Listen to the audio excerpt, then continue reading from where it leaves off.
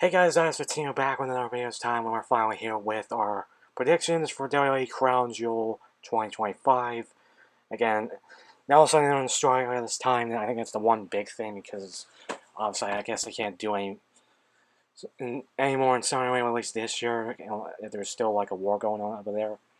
So yeah, again, we're finally getting another international show, and this is also the first international show, and well, at least WWE international show on ESPN, which And you guys are probably noticing that I'm recording this early in the morning, which I was supposed to get up yesterday, and I got distracted.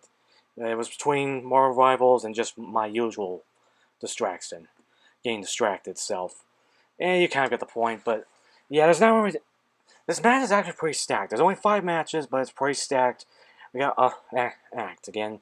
I can even say this a little better than and Merciful in some cases. I mean, it was kind of stacked, but there was some iffiness of it, and obviously the RSA know the whole thing. I don't want to talk too much about Merciful until my review, but again, we do have the 2 Crown Jewel World Championship matches with Seth and Cody, and then Tiffany and Stephanie Vaquer. Here we got the grudge match between Io Sky and Rhea Ripley, the hometown hero, against the Kabuki Warriors, Asuka and Kairi Sane. We also had the one last time between AJ Styles and John Cena, and then finally we do have like the Australian street fight. But yeah, it's pretty stacked. Again, there's no match that like I would say, oh, this match doesn't belong here. We don't need this match. Again, this is just there's nothing like that. It's pretty good. Again, it's pretty a good lineup. But enough talking about that. Let's just get on with the predictions itself. The first match I'm going over is the Australian street fight between Roman Reigns and Bronson Reed, and yeah, I kind of expected a rematch with these two from Clash in Paris, and I knew it wasn't gonna be a regular match again, and so yeah, they had an Australian street fight because again, besides I'm pretty sure Bronson Reed being from Australia, he's also done this match on the indie circuit. That's another thing, but yeah. Like I said, it's just one of these things. You kind of expected it because these two were going at it since after WrestleMania when Bronson Reed and Braun Breaker joined up with Seth Rollins as the Vision with also with Paul Heyman. But this match is going to be a banger. Again, their first match was awesome. Their first encounter was awesome. This one's going to definitely might even top it also. But as far as like win, I can see it going their way. I can see the division get involved, at least Braun Breaker, because I'm pretty sure he's over in Perth. And I can even see even Jey Uso getting involved. Maybe even, and also Jimmy Uso. Again, I can go on forever, but again, I can see him going back. I can even see Bronson winning this round, and then, so he has a win over him going into, like, Survivor Series War Games, because I expect the Vision, and then maybe Roman and Jay, Jimmy, maybe CM Punk and someone else will go against the Vision. That again, who knows? Again, who knows what the team's going to be? But yeah, but I think I'm more leaning on Roman winning. I just expect him winning. But if Bronson Reed does win to make the score even, then I'll be all right on that. But yeah, let's just move it along. Issues afterwards. But we have like I said, the Women's Crown Jewel Championship match with Tiffany Stratton and the WWE Women's Champion against the WWE Women's World Champion Stephanie Vaquer. Again, this match is gonna be awesome. Again, these two are just probably two of the best, and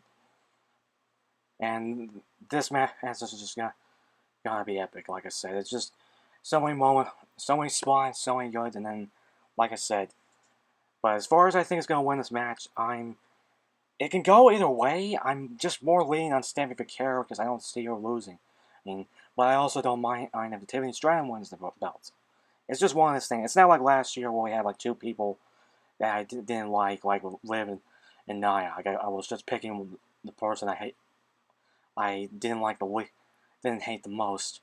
But this time there's just actually two people that I actually like. So this is kind of like it's kind of like similar to that. But it's obviously the opposite. But yeah, I'm just gonna pick Stephanie Vaquer for my pick. But if Tiffany Stratton wins, I'll be okay with that. Next up, we do have the tag match between Io Sky and Rhea Ripley against the Kabuki Warriors. Now, yeah, again, this match was mostly made because, again, the storyline, because of the current thing with Asuka and Kairi turning on Io, and also Io did call on Rhea for help. Also, and since it makes sense because in Australia and that's her home state, home country actually. But yeah, also again, well, it's mostly just Asuka. I think Kyrie was kind of like forced into because again she's in kind of like an abusive relationship with Asuka, just all that stuff. But yeah, now we got this match, and yeah, I'm very excited for this one. I'm as far as I think is gonna win. I think going away, I'm mostly leaning on Io and Rhea because I don't expect Rhea to lose in her home state, but I can probably see something happening. Maybe someone coming out to help Asuka and Kyrie, and maybe Kyrie finally kind of just turning her back on Io fully. That could probably make a win. That's one of the two things, but I'm just gonna mostly lean on Io and Rhea winning. Again, I'm not expecting this four-way to end here because it might continue on to Survivor Series next month for the women's War Games match. But yeah, that's pretty much it for this. Like I said, Rhea and Io for my pick. But if Kyrie and Asuka win by something happening, then I'll be okay with that. And now we're up to the big match of the night, and we have one last time John Cena versus AJ Styles, and yeah, again, I'm just very excited with this match. Again, I know we've seen this before, but this is the John Cena's farewell tour. I will admit, it hasn't been really that great. Again, it's been up and down. We have a lot of issues here, but this is the one match I'm very excited for. It's not like with Brock. It's not like with Logan Paul. All the few matches with Logan Paul again. Well, the tag match and then the singles match against Logan Paul. But this is actually a match that I wouldn't mind. This is actually a match that I want. Just one last time with these two. And yeah, there wasn't that much build up. Again, mostly it was just AJ's making his mind. Again, obviously because Cena's already using up most of his dates, even though I really wished he would just have like he was just actually pick. He actually I don't even understand this whole dates thing. I know pay-per-views make sense, but honestly he should be going with Raw and SmackDown, and be that bear as many as he can before he retires. But I don't know.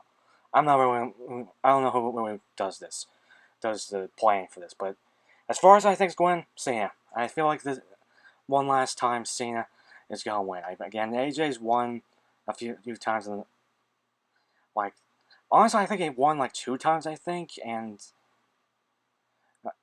Cena's only won once. So I think this is gonna even the score. And just for this last time, Cena for my pick. And now let's go on to the main event.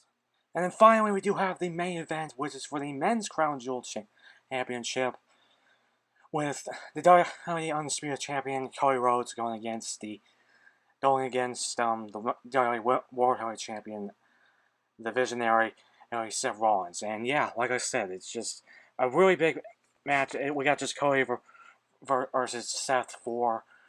And yeah, the scoreboard's just Cody 3 and Seth 0. Oh, again, obviously. And this is kind of like a big match again. Seth kind of, in some sense, Seth kind of needs to win because basically he might even lose his whole vision. In the vision in general, just loses both Braun and Bronson and even Paul Heyman and everything. And in some cases, it's kind of like a scoreboard. And then Cody, it's just not to lose against Cody again. And that's kind of what goes into my pick now is I can go either way because I'm a little bit tempted. I'm going to say Cody's going to win and become Men's Crown Jewel champion like 2 years in a row.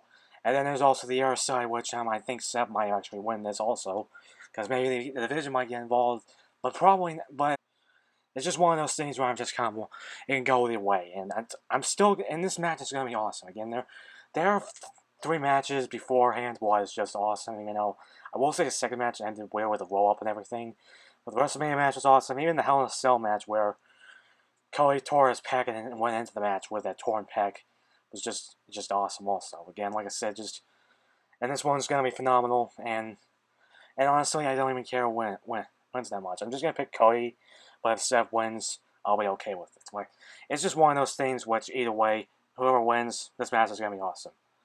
And that's pretty much it for our predictions for WWE Crown Jewel. I feel like I've done enough because I honestly need to get this video up. Of course, by the time I'm recording this, Crown Jewel is probably gonna be over, and there probably won't be any reason for this. But I just wanted to post this up because I've done it because I was already working on this video throughout the morning. So remember to like, feel, comment below. What are your predictions? What are your thoughts on the pay-per-view? This does go up after the premium live events, whatever you want to call it. And it's just, if you still like my reviews and my predictions for wrestling pay-per-views in general, subscribe to that bell. More videos coming soon. I mean it. Inside of Team Golden Rider, Kicking out of here.